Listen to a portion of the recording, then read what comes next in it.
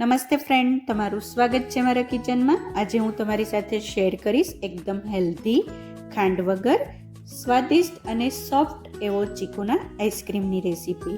હા ફ્રેન્ડ્સ, આજે આપણે ઉનાળાની ગરમીમાં ખાઈ શકાય એવો એકદમ ટેસ્ટી, હેલ્ધી, સોફ્ટ એવો ચીકુનો આઈસ્ક્રીમ બનાવશું. આ આઈસ્ક્રીમ બનાવીએ એની પહેલાં એક વિનંતી કે જો તમે હજી મારી ચેનલને સબસ્ક્રાઈબ ના કરી હોય પ્લીઝ સબસ્ક્રાઈબ કરી દેજો અને બાજુમાં રહેલા બેલ બટનને પ્રેસ કરી દેજો જેથી તમને મારી નવી નવી રેસીપીઓનું નોટિફિકેશન મળતું રહે. ચલો આઈસ્ક્રીમ બનાવવાની શરૂઆત કરી દઈએ. સૌથી પહેલાં ચીકુનો આઈસ્ક્રીમ બનાવવા માટે મેં અહીંયા અડધો કપ સૂકવેલા ચીકુ લઈ લીધા છે. મારી પાસે ફ્રેશ ચીકુ નહોતા એટલે હું આવી રીતે ચીકુની સિઝન હોય ત્યારે આવી રીતે જ એની સૂકવણી કરી આખા વર્ષ માટે સ્ટોર કરીને રાખું છું. એક અડધો કપ સૂકવેલા ચીકુ લઈ એની અંદર થોડુંક પાણી એડ કરી આપણે ચીકુને ધોઈ નાખશું અને એટલે જે એની અંદર રસકણો ચોટ્યા હોય એ ધોવાથી નીકળી જશે. તો ફ્રેન્ડ્સ, જો તમારી પાસે તાજા ચીકુ હોય તો 4થી 5 તાજા ચીકુ લઈ લેવાના, છાલ ઉતારી નાના નાના પીસીસ કરી લેવાના. મારે પોસિબલ નથી એટલે હું સૂકવેલા ચીકુનો યુઝ કરીશ. એકદમ તાજા ચીકુ જેવો જ આઈસ્ક્રીમ બનશે. એકવાર ચીકુને સરખી રીતે ધોઈ લીધા પછી હવે એની અંદર થોડુંક પાણી એડ કરી દઈશું અને આ ચીકુને આપણે 15થી 20 મિનિટ પલળવા માટે સાઈડમાં મૂકી દઈશું. ચીકુ સરસ રીતે પલળી જશે, એકદમ ફ્રેશ ચીકુ જેવા થઈ જશે.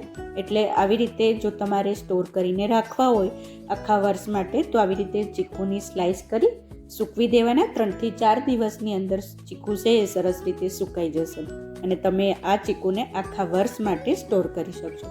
બીજી બાજુ 8 નંગ જેટલા મેં ખજૂર લઈ લીધા છે. બને તો ખજૂરને એકદમ સોફ્ટ અને ગળ્યો હોય એવા લેવાના, જાડો દળવાળો હોય એવો ખજૂર લેવાનો, કેમ કે આપણે શુગર ફ્રી આઈસ્ક્રીમ બનાવીએ છીએ.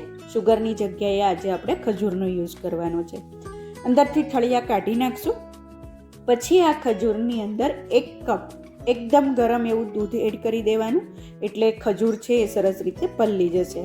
દૂધ એડ કરી ખજૂર અને દૂધને 10 મિનિટ માટે સાઈડમાં મૂકી દઈશું એટલે ખજૂર છે એકદમ સોફ્ટ થઈ જશે. તો હવે એક મિક્સર જાર લઈ એની અંદર 1 કપ મિલ્ક પાવડર એડ કરી દઈશું. 1 કપ આપણે ડબલ ક્રીમ લઈ લઈશું. તમારી પાસે ઘરની ફ્રેશ મલાઈ હોય તો એ તમે લઈ શકો છો, ના હોય તો બજારમાં આ ક્રીમ છે એ આસાનીથી મળી જાય છે. 1 કપ આપણે ડબલ ક્રીમ એડ કરી દઈશું. હવે 1 કપ દૂધમાં આપણે જે ખજૂર પલાળીને રાખ્યો હતો એ ખજૂર સાથે આપણે દૂધ એડ કરી દઈશું.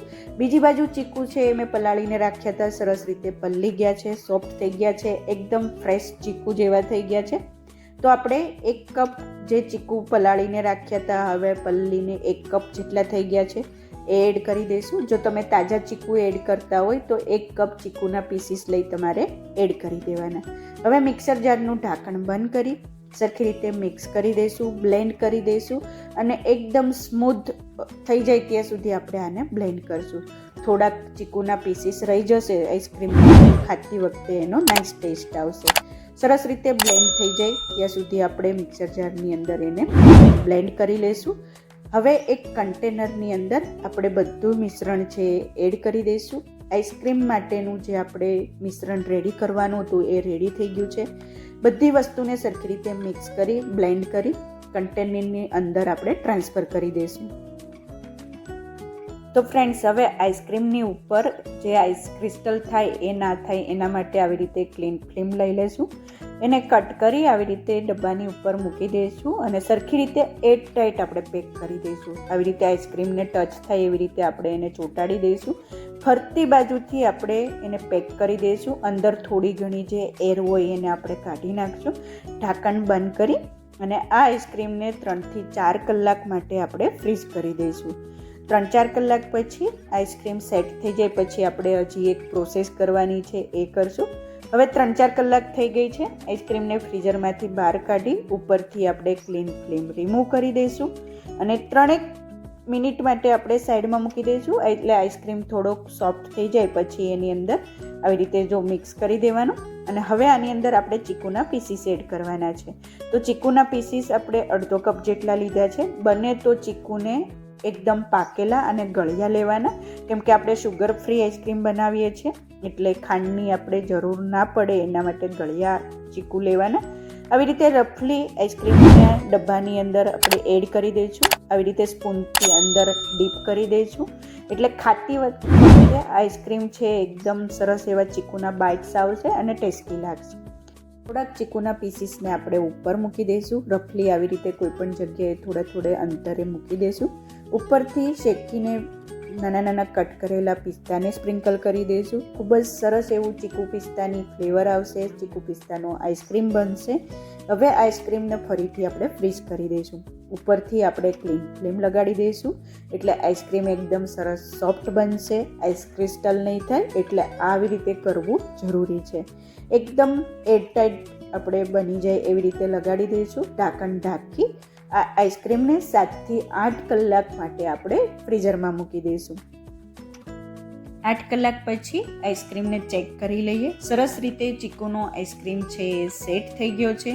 ફ્રીઝરમાંથી બહાર કાઢી ઉપરથી આપણે કાગળને રિમૂવ કરી દઈશું. 3 થી 4 મિનિટ આઈસ્ક્રીમને સેટ થવા માટે બહાર મૂકી દઈશું. હવે આ ચીકુનો આઈસ્ક્રીમ સર્વ કરવા માટે રેડી છે. તો ફ્રેન્ડ્સ, જ્યારે પણ ખાવાનું મન થાય ત્યારે 3 થી 4 મિનિટ આઈસ્ક્રીમને બહાર મૂકવાનો, એટલે સરસ રીતે સ્કૂપ આઉટ થઈ જશે. સરસ એવો સોફ્ટ એકદમ ટેસ્ટી એવો ચીકુનો આઈસ્ક્રીમ બનીને રેડી થઈ ગયો છે. ઉપર આપણે થોડાક ડ્રાયફ્રૂટથી સ્પ્રિંકલ કરી દઈશું. પિસ્તા અને ચીકુનું નાઇસ કોમ્બિનેશન લાગે છે. અને પિસ્તા કોઈ પણ ડ્રાયફ્રૂટ ઉપર એડ કરો તો શેકીને એડ કરવાના, ખૂબ જ સરસ એવી ફ્લેવર આવશે. તો ફ્રેન્ડ્સ, એકદમ નેચરલ, ખાંડ વગર, કલર વગર, કોઈ પણ એસન્સ વગર ચીકુનો આઈસ્ક્રીમ બનીને રેડી થઈ ગયો છે. તમને મારી આ ચીકુના આઈસ્ક્રીમની રેસીપી કેવી લાગી મને ચોક્કસથી જણાવજો. તમારા ફ્રેન્ડ્સ અને ફેમિલી સાથે શેર કરજો અને સબસ્ક્રાઈબ કરી બાજુમાં રહેલા બેલ બટનને પ્રેસ કરી દેજો, જેથી તમને મારી નવી રેસીપીઓનું નોટિફિકેશન મળતું રહે. Thank you for watching. ફરીથી મળીએ એક નવી રેસીપી સાથે. ત્યાં સુધી બાય.